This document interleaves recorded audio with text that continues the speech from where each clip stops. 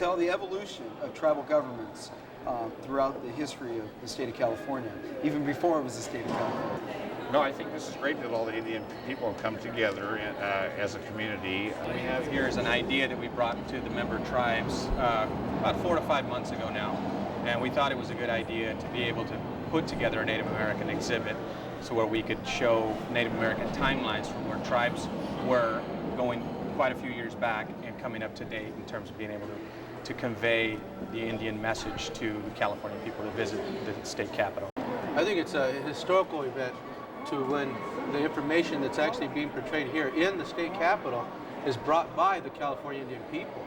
A lot of times different historians that maybe weren't even Indian are reporting on us and getting everything distorted. This is our story, and it should be us giving the true accounts of who we are. That's why this day is so important. This, I think, was a great opportunity for us as far as history.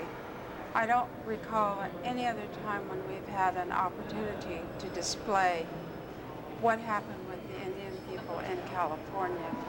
And I think this is a great opportunity for us to show what did happen.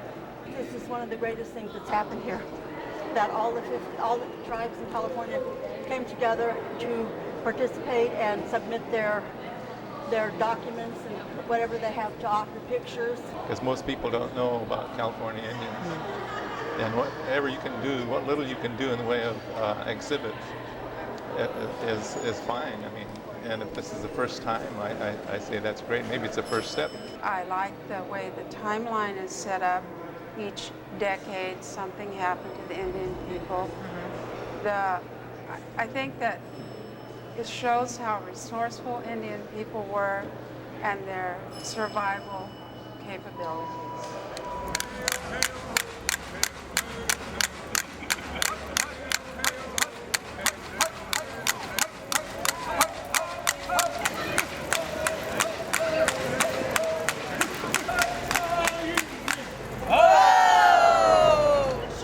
Everybody for coming. My name is Anthony Miranda. I'm the chairman of California Nations Indian Gaming Association, and it's good to see all the tribal people here.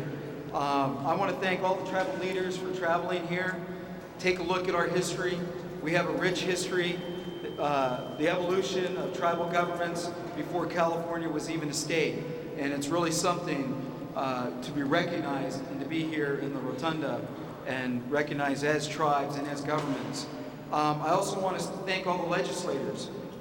Senator Fabian Nunez's office, Greg Campbell is here. I'd like to thank him for coming. And thank you for all of the people that helped contribute to this. Assemblyman Joe Baca Jr.'s office helped diligently these past few months in making this a reality. I'd also like to thank the committee, the tribal people on the committee that helped with our staff, Danielle Maston to make this possible, and also the staff of CNIGA, Susan Jensen, Vicki Meadows, Chris Gallardo, Cindy, and also Tiffany, and my staff at Pechanga, Jacob Mejia, and also Heather Holmes. We all came together to make this a reality for you. I'm certain everyone coming to visit the Capitol will enjoy this historic exhibit. Listen, it is my honor to be here with all of you to honor the great historical contributions of our Native American Indians to the development of this great state and, more important, to this great nation. California is home to more Native American Indian tribes than anywhere in the United States. And their history is an integral part of California. And this is something that we should not forget. As was just stated, it's very, very important for the future of the state, future of Indian people, future of our relationship together, that we understand that the Indian people were the first people. As tribes and as tribal governments, we're not different from all the state governments and local governments, because we want what you want. We want a better life for our children and their children, and that's what we're striving for. When we talk about government to government, as chair of the governmental organization, I also believe that my colleagues in the Indian nation are just as important, if not more important than I am, just as important, if not more important than the governor is, just as important, if not more important than any citizens, because they are citizens, they are governors, they are chairs, they are representatives of an important part of this nation and a certain important part of the Indian nation as well. When you look at all of our systems of government, when you look at the commerce, when you look at transportation, all of those underpinnings are very much Indian, Native American, California Native American in nature and in origin. When the fires broke out in San Diego, the Indian nations were there. They came forward. When the schools needed assistance, the Indian nation was there. When health facilities weren't available, the Indian nations was there to provide health care for a number of individuals, both Indians and non-Indians.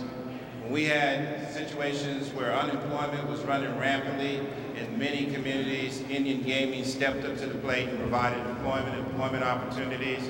You provide revenue to the state of California, a significant amount of revenue. Because people have to look beyond gaming. They have to look at the culture. They have to look at the language. They have to look at the dance. They have to look at the art. We need to continue educating the legislature, continue educating the administration, and continue educating the general public about California Indian history. Because without them knowing what happened to us, things will never get better. They will really never understand what we're talking about and why we're coming from where we're coming from, unless they understand our history. And of course, there's a terrible, tragic story that needs to be told about the relationship, but that I think needs to be healed before we can move forward together. At the end of the day, you can't take money with you, but your culture, that lives on forever. Native American culture will live on forever. And these displays are great, but where are we going in the future? We really have a lot of work to do. It's not until every student in the state of California opens up their history books and learns factual accounts about the California Indian people, that's when we're really moving forward in the educational system. And that's where we need to be at.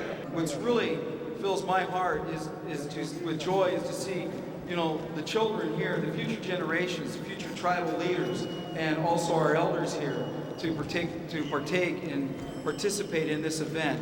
This is truly something to be proud of. This is nice. I like this.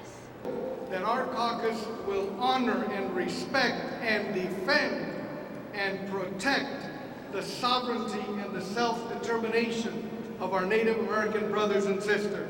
We really appreciate people coming here and providing that education, and with exhibits like this and events like this. One of the biggest things for me is the fact that while I studied the history and the people from our area, I didn't know a lot about like the Nomlaki people. That has been a learning experience for me. We still have a long ways to go, and we've done some good work, I think, in the last few years to protect sacred sites. We're trying still to protect Indian children, and I think some of those issues will continue to be with us, but the more that we can do to share the history and culture of the tribal nations of California, the more opportunity we have to improve on those public policies. Did for us in getting the opportunity to do this and sharing the month with the Hispanic group. I think that was wonderful of them to offer us that opportunity. I'd like to thank the Historical Committee of CNIGA that put this function together for us tonight. Government-to-government relationship that the state has with the tribes, I think, has come a very long way. And I think we were able, all the tribes in California were able to help promote that strength and that unity. So I think that's something we always have to fight for and push for, is to keep the government strong and, don't let them forget that we're here, because we're not going anywhere. So with that, I want to thank you very much. I want to thank CNIGA for sponsoring this. Our Native American brothers and sisters have suffered great atrocities and a great deal of strife, and we should all commit ourselves to ensure that that never happens again. And that is why we are passing this resolution in honor to pay tribute to our Native American brothers and sisters. A lot of times when we look back in history, we forget a lot of things. A lot of times people forget the strides that tribal leaders, Indians, and Native Americans have made. And it's important that we remember this. I think we need to work on changing the history books, because I don't think everybody understands Native American issues and Native American culture, and that's why we're having this display here. So on behalf of the California State Assembly, I'd like to present a resolution to Chairman Miranda. And on this resolution, California is the home to more Native American Indian tribes than anywhere in the United States. and their history forms an integral part of the California history and needs to be told. Remember that, needs to be told.